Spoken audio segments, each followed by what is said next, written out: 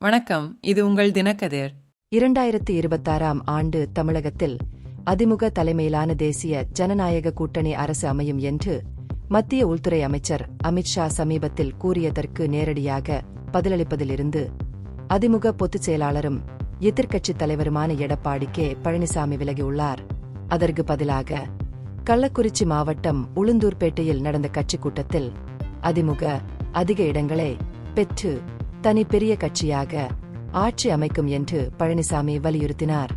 ஆளும் திமுகவின் விமர்சனங்களுக்கு மறைமுகமாக பதிலளித்து கட்சியை யாராலும் விழுங்க முடியாது என்றும் அவர் மேலும் கூறினார். ஏப்ரல் 11 அன்று சென்னையில் நடந்த பொதுக்கூட்டத்தில் ஷா முதலில் கூட்டணி அரசு பற்றி குறிப்பிட்டதிலிருந்து அது ஒரு சர்ச்சைக்குரிய பிரச்சினையாகவே இருந்து வருகிறது. அவரது அறிக்கை அதிமுகவில் பலருக்கு பிடிக்கவில்லை.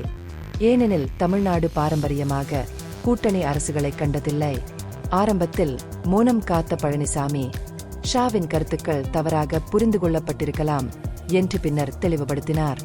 இருப்பினும் தமிழ் ஊடகங்களுக்கு அளித்த பேட்டியில் ஷா சமீபத்தில் மீண்டும் கூறியது அரசியல் விவாதத்திற்குள் இந்த பிரச்சினையை மீண்டும் உயிர்ப்பித்துள்ளது.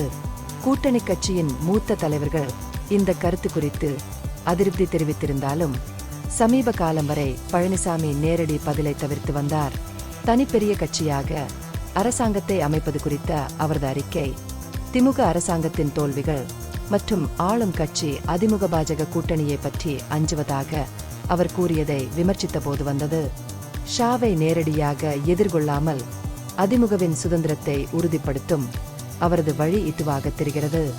அரசியல் ஆய்வாளர் தாராசி ஷியாம் அதிமுக தனித்து பெரும்பான்மை பெறும் நோக்கத்துடன் சுமார் 150 இடங்களில் போட்டியிடுவதை நோக்கமாக கொண்டுள்ளது என்பதற்கான சமிக்ஞையாக பழனிசாமியின் கருத்துக்களை விளக்கினார். 1980ஆம் ஆண்டு இதேபோன்ற ஒரு நிகழ்வோடு அவர் நிலைமையை ஒப்பிட்டார். அப்போது காங்கிரஸ் மற்றும் திமுக கூட்டணி குறித்து ஒரு தெளிவான பதிலை அளிக்கவில்லை. ஷியாமின் கூற்றுப்படி இதுபோன்ற தெளிவின்மை கூட்டணியை குறைமதிப்பிற்கு உட்படுத்தக்கூடும். ஏனெனில் அது வாக்கு பங்குகளை திறம்பட மாற்றுவதை தடுக்கலாம். முன்னாள் அதிமுக எம்பி கே.சி. இபிஎஸ்ஸின் கருத்துக்களை ஷாவுக்கு எதிரானதாக வகைப்படுத்த முடியாது என்று பழனிசாமி கூறினார். குறிப்பாக அவர் அதே உரையில் பாஜக கூட்டணியை முன்னிலைப்படுத்தியதால் அரசியல் பதற்றத்தை உருவாக்குவதை தவிர்ப்பதற்காக இபிஎஸ் ஷாவின் கூட்டணி கருத்தை வேண்டுமென்றே புறக்கணித்து இருக்கலாம் என்று அவர் குறிப்பிட்டார். இருப்பினும் தேர்தல் நெருங்கும் போது பிரச்சினை தீர்க்கப்படாமல் இருந்தால் கூட்டணி ஆட்சி குறித்த கட்சியின் நிலைப்பாட்டை தெளிவுபடுத்த இபிஎஸ் கட்டாயப்படுத்தப்படலாம். இது தெளிவற்றதாக இருந்தால் அது பாதிப்பை ஏற்படுத்தும். அதிமுகவின் செய்தித் தொடர்பாளர் கோவை சத்யன் பழனிசாமியின் அறிக்கை அதிமுகவால் சுதந்திரமாக அரசாங்கத்தை அமைக்க முடியாது என்ற திமுகவின் கூற்றை எதிர்ப்பதை நோக்கமாக கொண்டது என்று வலியுறுத்தினார். கட்சி சொந்தமாக அரசாங்கத்தை அமைப்பதில் நம்பிக்கையுடன் இருப்பதாக அவர் மீண்டும் வலியுறுத்தினார். ஷாவின் கூட்டணி கருத்து குறித்து சிலர் சொல் நாடகத்தில் ஈடுபட்டதாக சத்யன் கூறினார். இதற்கிடையில் மத்திய இணையமைச்சர் எல்.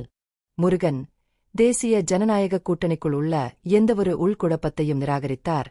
மேலும் கூட்டணி அமைப்பு அல்லது முதலமைச்சர் வேட்பாளர் குறித்த எந்தவொரு முடிவும் ஷா மற்றும் பழனிசாமியால் கூட்டாக எடுக்கப்படும் என்று வலியுறுத்தினார்.